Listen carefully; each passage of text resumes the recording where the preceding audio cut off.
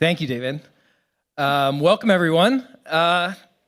Thrilled to be here today. I'm Michael Beebe from Dstillery, joined by Dan Larkman from Keynes. And we thought we'd do something a little bit different to start today. We thought instead of me introducing Dstillery and Dan introducing Keynes, I thought I would introduce Keynes and Dan would introduce Dstillery. And so Keynes is, we love all our clients at Dstillery.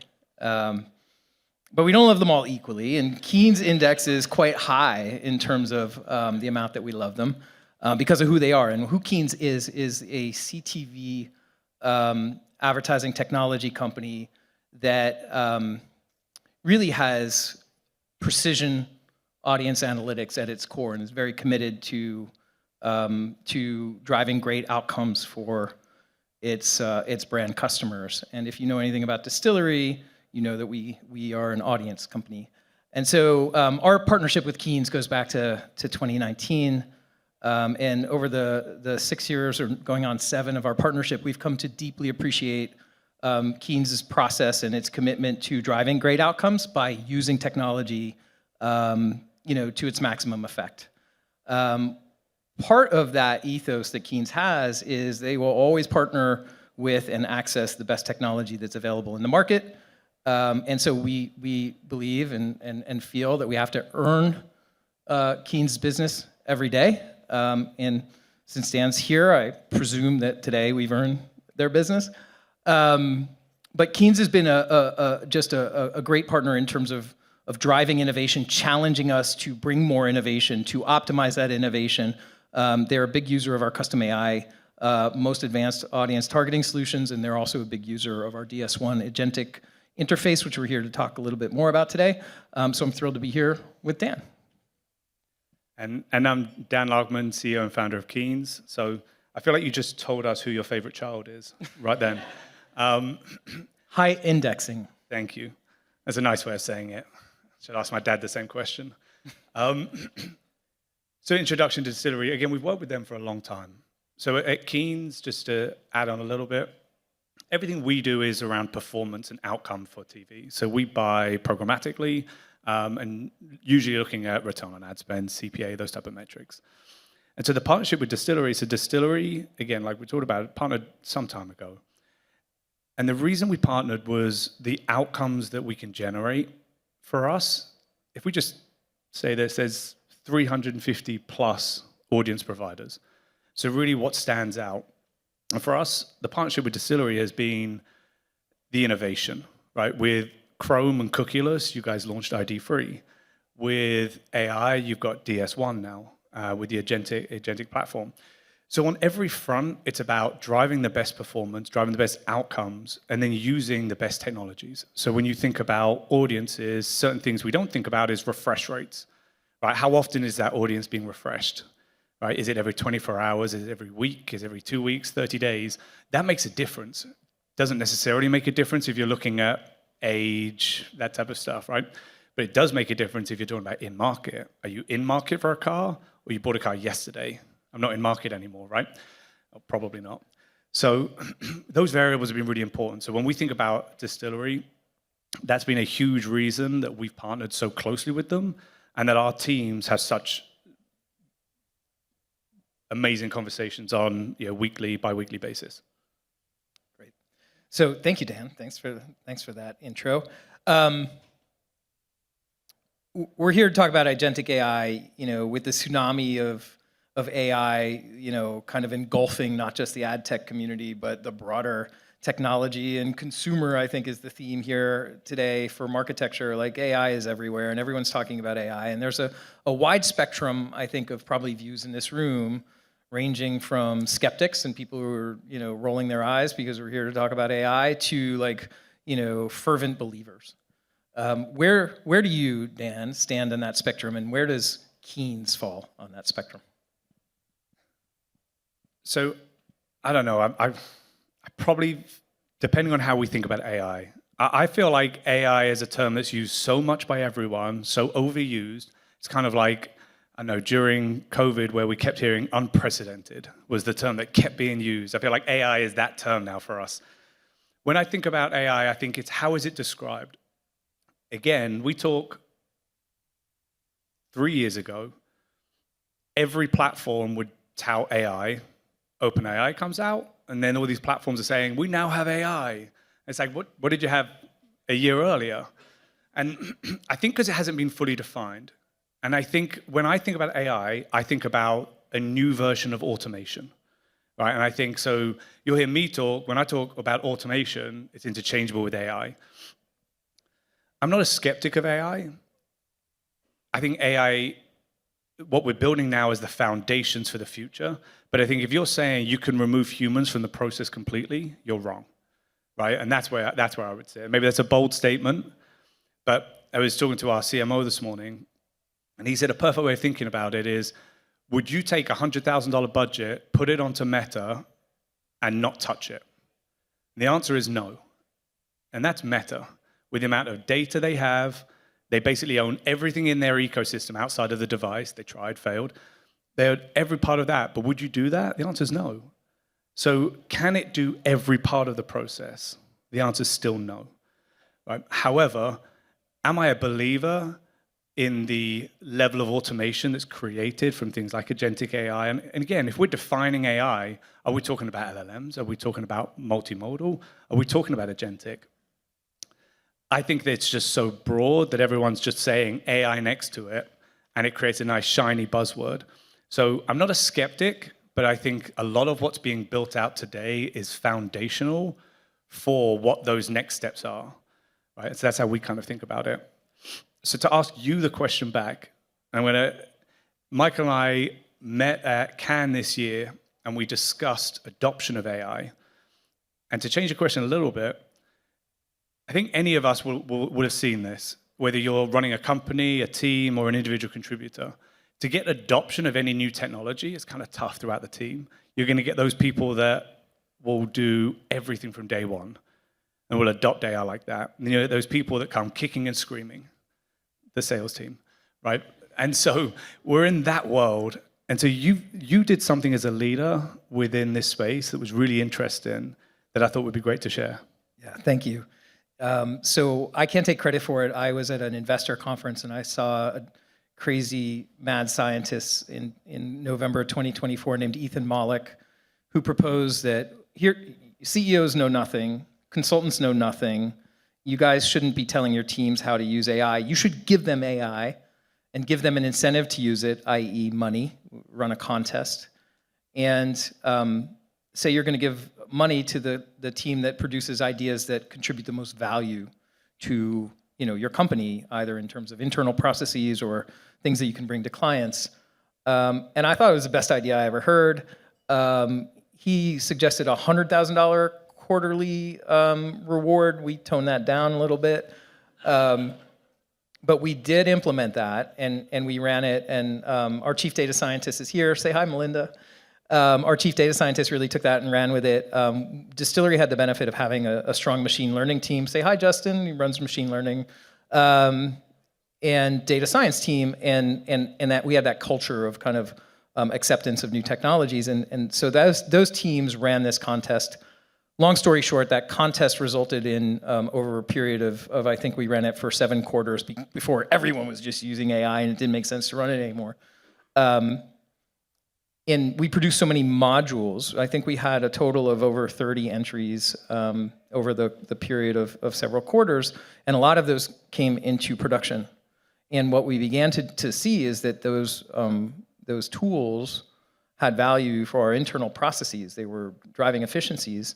And during mid-2025, we decided to gather those tools into one kind of container on Slack. We called it DS1, and DS1 was our agentic AI tool, and use that as the way that our teams fulfilled audiences for our customers. And we realized that by putting it in the hands of our customers, we might make workflows even more efficient. And so that origin story of like Dstillery's AI coming from that contest was really foundational in terms of product development, ultimately. And it's something we're super proud of, and we love telling the story. So thanks for asking me to tell it. But we're here to talk about now, like how AI is being used in the marketplace. I'd love to understand, given your tempered enthusiasm for it, how is Keynes approaching AI and approaching all kind of these new kind of flavors of emerging technology in terms of bringing them into the CTV media buying process? So I think it goes back to exactly what I said, which was I don't think AI can replace, well, AI cannot replace the whole process, but it can replace part of it. So when we think about, so a little plug, you invited me here, so a little DS1 plug here. But when we think about a lot of AI tools, a lot of the time is it automating a process, speeding something up where maybe you don't need a human, or the classic, you email something to someone, they then ask you for clarification, you go back and forth 2 or 3 times. When that process via any type of automated platform is much easier and quicker, and we don't have to be polite. I think we were talking earlier, all of us have been a little rude to ChatGPT before, right? And so, especially via any type of platform, it's where within the chain do we need humans and where do we not? And so the one thing that anyone, when they talk about AI, will talk about the fact that the benefit of where the people that are worried about it will say we need humans because of the emotion that we can bring to it. That's a double-edged sword, right? An emotion could be good, emotion could be bad. So when we think about that, it's like what within that process and what within that workflow is needed. So when we think about audience activation, it's at what point do we need a human involved?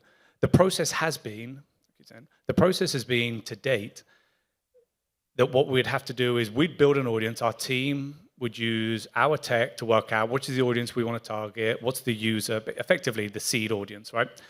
We would then email that over to a human at the Dstillery side or any of the data partners we work with, and we'd have a custom audience built from there. But typically, there's a back and forth via email, and then we'll get one audience sent through. With using any tool like this, especially with DS1, the power that we now have is that via Slack, we can upload that seed audience, and then I could say, I want to target women between 18 and 34 who play tennis. And then I want to create another test audience to say, I want that same, but I want an add-on who has a household income over 200,000. Then, who also is a member of a country club. So I can create 3 audiences without having to interact with a human. And so it's taken that timeline down from, say, 72 hours to under 24 hours to be able to activate the audience. And when we're talking about CTV and you're talking about performance and outcomes, that gives the ability of testing. When you think about the budgets that flow through CTV or any channel, being able to turn that around and test in such a short time frame, you're talking tens to hundreds of thousands of dollars in the time difference. So that's one of the ways that we've really adopted AI, and it's how we automate. The other way, when I talk about AI and automation, is like, how do you use it within data? So what we use is it within automation of data, automation of indexing. So effectively, when you talk about that evolution, we went from 2008 algorithms to machine learning that got interchanged with AI to where we are now. And you're thinking about this level of automation to now we're in a position where you can use more of the data, plug it into AI to come out with more of a predicted outcome that could do faster testing. That's the part where we see that we're currently using, and we see a future state being for AI, is the predicted outcome, the consistent micro testing to really see where the outcome. It's a really powerful idea because I think when we introduced these tools, we thought that the primary benefit was going to be, and in my mind, maybe singular benefit was going to be time, right? It was going to be faster to get stuff done and set up. But in fact, you've described, I think quite eloquently, that it adds effectiveness and fidelity to the audience process. It adds testing. It adds the ability of trial error. And I think anyone who works in advertising, we know it's a little bit of trial and error, find out what's working, double down on that, trial error, find out what's working, double down. It's effectively, that's what we're doing. So the ability of speeding that process up, removing humans where humans aren't needed, removing the element of back and forth. I always say, if you ask someone a question, and I used to get this when I first moved to the US, my accent was a little thicker, and I used to use way more English words than American English words. And so I would talk to someone, and I would say something, and they would say, "I'm sorry, what was that?" And you'd respond again, they'd be like, "I'm sorry, I didn't get that." I could see the third time I said it to them, they have no idea what I said, but no one wanted to be rude and ask again, so the conversation was dead at that point. Use that same theory with emails. If I ask you a question, I'm probably not going to ask you 5 times the same question, because it's like, they're just not getting it, I'm just going to leave it, right? You don't have that with an AI agent. I can ask it, give me a stupid answer. I can write, that was a stupid answer, let's try again, right? I can keep doing that until I get to where I need to and keep refining it. Removing that speeds up the process, but it means it removes all of that. When I said the emotional side, it removes it. There doesn't need to be an emotional side. I can test more, I can trial error faster, and I have control over that element. Now, the reason I say I don't think AI can complete everything, when it comes to performance CTV, we use a ton of AI for optimizing. I'm going to just say automation versus AI. We use a ton of automation when it comes to indexing of data through to outcomes, through to how we're going to optimize on different levels. But when I look at it, that's about 90% of the impact. About 90% of optimizations that we run are via automated platforms, and 10% is via humans. But that 10% has about a 50% impact on end outcomes and the actual performance for brands, right? Because we can make bigger changes faster, whereas we see AI being micro changes. And it does it really effectively, really well on many, many dimensions. But there's certain things where a human can step in faster. The sentiment of the advertiser.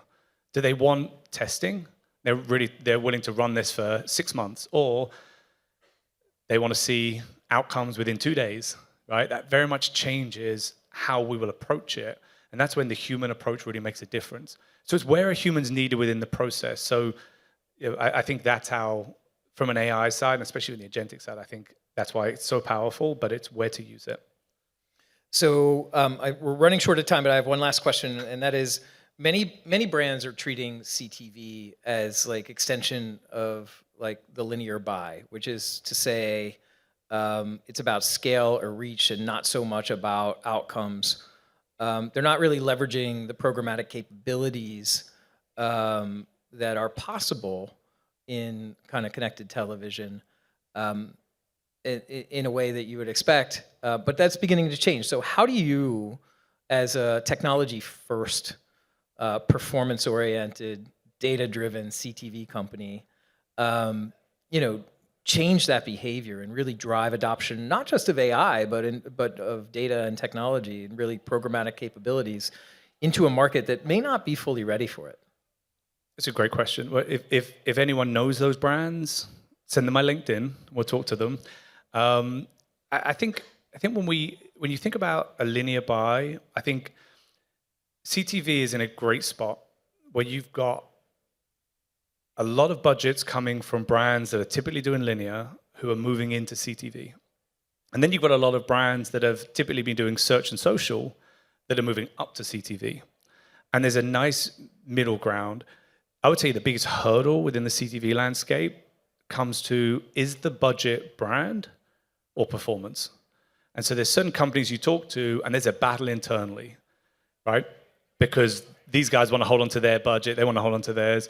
A number of brands we work with, and some of the really successful ones, are the ones where those teams are actually much closer than you think they are. And so they'll actually discuss how it overlaps and where it doesn't. So an outcome-based CTV campaign also drives brand response and brand awareness. A branding campaign is going to drive some level of outcome. But looking at CTV as if it's a linear buy, you're going to miss out on a ton. Looking at it as just straight last touch, you're going to miss out on a ton. There's a great area in the middle that's really performing well, which is what we're seeing. Super.